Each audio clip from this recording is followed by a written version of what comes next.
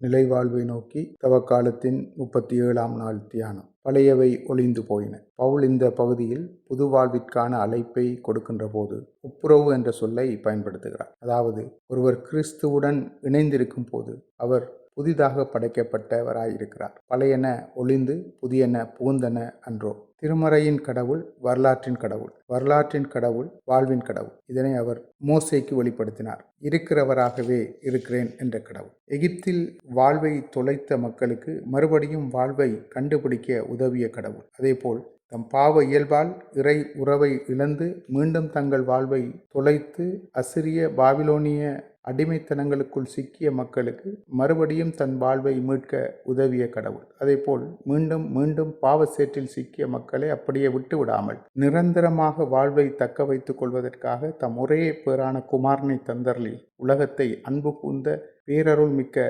வாழ்வின் இறைவனை வரலாற்றில் நாம் காண்கிறோம். தம் ஒரே பேரான குமாரன் நம் மீட்பர் இயேசு கிறிஸ்து வழியாக உலகை தம்மோடு ஒப்புரவாக்கி நமது பழைய மனித இயல்பை களைந்து புதிய படைப்புகளாக மாற்றினார் என்பதுதான் பவுல் நமக்கு தரும் செய்தி. உறவற்ற மனிதன் உயிரற்ற மனிதன், வாழ்வற்ற மனிதன் செத்த மனிதன். உறவே மனித வாழ்வின் அர்த்தங்களையும் ஆழங்களையும் அள்ளித்தந்து மனித வாழ்வு மாண்புற மகிழ்ச்சியுற நிறைவுற உதவுகின்றது. இதற்கு இறை உறவு வலு சேர்க்கின்றது. இறை உறவு என்பது கடவுளின் அன்பு பரிசு. பாவமே நிறைந்த மனித குலத்தை எந்தவித நிபந்தனையும் இன்றி தம்மோடு ஒப்புரவாக்கினார் என்பதுதான் அவ்வன்பின் பரிசு. எனவே உறவில் நிலைத்து வாழ எம்மை நாம் அர்ப்பணிப்போம். ஆண்டவர் தொடர்ந்து எம்மை ஆசீர்வதிப்பார். ஆமென்.